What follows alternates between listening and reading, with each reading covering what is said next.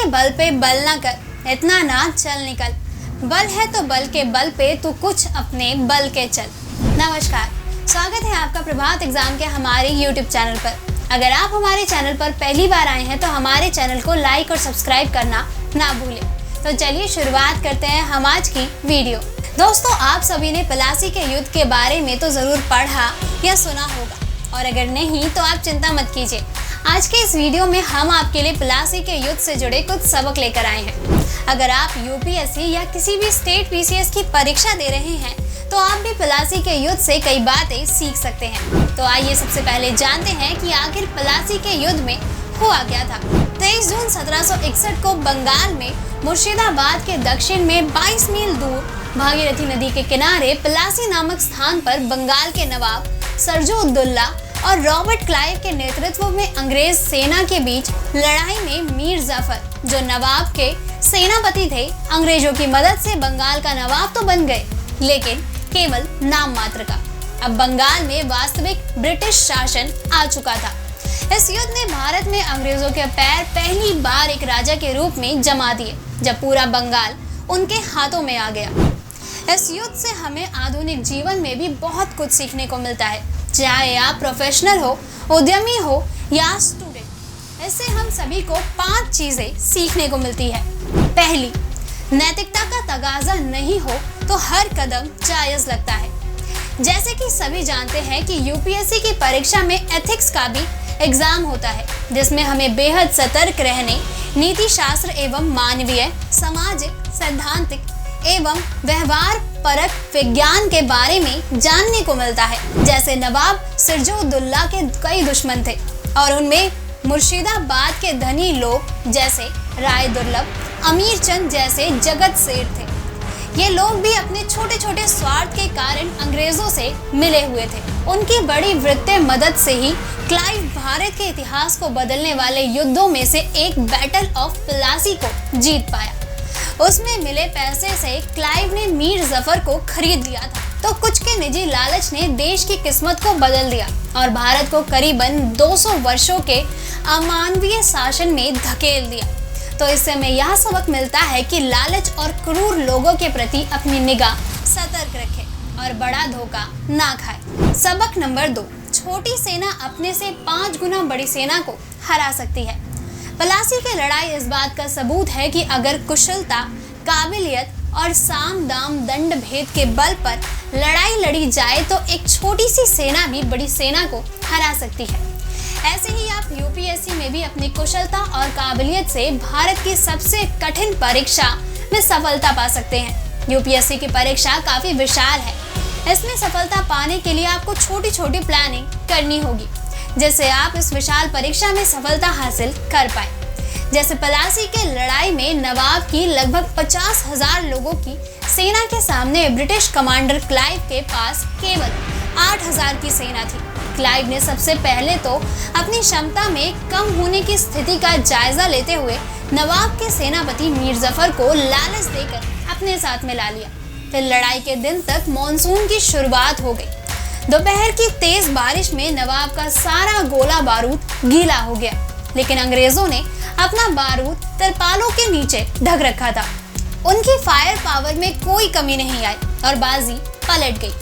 तो इससे हमें यह सबक मिलता है कि यूपीएससी जैसी बड़ी लड़ाइयों में इमरजेंसी प्लान नहीं होना फेल होने की प्लानिंग जैसा ही है।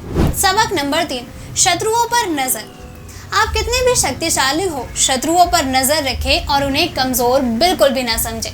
जैसे यूपीएससी की परीक्षा में आपने प्री पास कर लिया है, तो इसका मतलब यह नहीं कि आप परीक्षा में सफलता पा चुके हैं।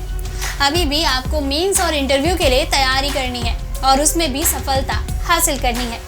ब्रिटिश ईस्ट इंडिया कंपनी ने बंगाल की इसके व्यापारिक महत्व के कारण भारत में सबसे खास जगह थी। बंगाल के संस्थापक मुर्शीद कुली खान के समय में कंपनी को बंगाल में व्यापार करने के विशेष अधिकार प्राप्त थे। जब जनता की शिकायतों के बाद के शासकों अली वर्दी खान और सिराजुद्दौला ने ये विशेष अधिकार छीन लिया तो कंपनी नवाब सिराज के खिलाफ हो गई। सिराजुद्दौला के खिलाफ जो लोग साजिश किए करते थे, कभी कभी उनके खजाने लेकर भाग जाते थे। उनमें से कई लोगों को पोर्ट विलियम में शरण दी जाने लगी तो नवाब ने 1756 में कलकत्ता पर हमला कर दिया। ब्रिटिशर्स को फोर्ट विलियम छोड़कर भागना पड़ा और उन्होंने मद्रास पैगाम भेज दिया कि उन्हें कलकत्ता से खदेड़ दिया गया और जल्द से मद्रास से फौज भेजो। सरजाउद्दौला उस वक्त चाहते तो भागे हुए अंग्रेजों को मारकर एक बढ़त हासिल कर सकते थे, लेकिन पोर्ट विलियम पर जीत के बाद वे ये बात नहीं समझ सके कि अंग्रेजों की पहुंच कितनी दूर तक है।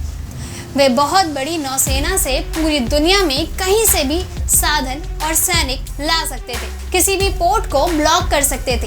कलकत्ता के पोर्ट विलियम से अंग्रेजों को भगाकर नवाब सरजाउद्दौला अपनी राजधानी लौट आए, जबकि कर्नल रॉबर्ट क्लाइव के नेतृत्व में कंपनी के पैदल सैनिक तब के मद्रास के जमीनी रास्ते से कलकत्ता की ओर चल पड़े थे। तो इससे हमें यह सबक मिलता है कि अपनी लड़ाई पूरी लड़िए, आधी अधूरी नहीं, तभी आपको यूपीएससी में सफलता मिलेगी। सबक नंबर 4, धन का नियंत्रण राजनीतिक होता है। जब आप यूपीएससी की परीक्षा की तैयारी करते हैं तो सिलेबस से ज़्यादा किताबें ले लेते हैं, जिससे पढ़ते समय छात्रों को परेशानियों का सामना करना पड़ता है। जैसे 1761 से पहले कंपनी भारत से सिल्क, कॉटन, मसालों, नील आदि का व्यापार करने के लिए अपने साथ ब्रिटेन से लाए सोने और चांदी का उपयोग करती थी, लेकिन मीर जफर के बंगाल के नवाब की गद्दी पर बैठने के बाद अंग्रेजों के पास बंगाल से लैंड रेवेन्यू इकट्ठा करने का अधिकार आ गया। अब कंपनी इसी पैसे से भारत में खरीद फरोख्ती करती, मतलब देश का पैसा देश में ही घुमा दिया जाता था और माल एक तरह से फ्री में देश से बाहर यानी कि इंग्लैंड भेज दिया जाता था। इसलिए हमें यूपीएससी की परीक्षा की तैयारी के दौरान नियमित किताबों का ही सहारा लेना चाहिए, जिससे हम ज़्यादा किताबों में कंफ्यूज ना होकर परीक्षा की तैयारी कर सकें।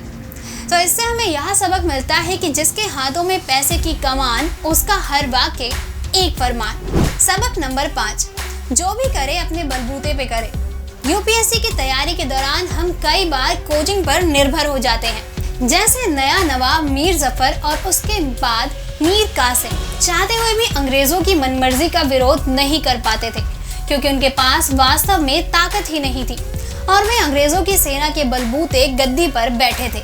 तो अंतिम मुगल सम्राट बहादुर शाह जफर के शब्दों को दोहराया जा सकता है कि औरों के बल पे बल ना कर, इतना ना चल निकल, बल है तो बल के बल पे तू अपने बल के चल।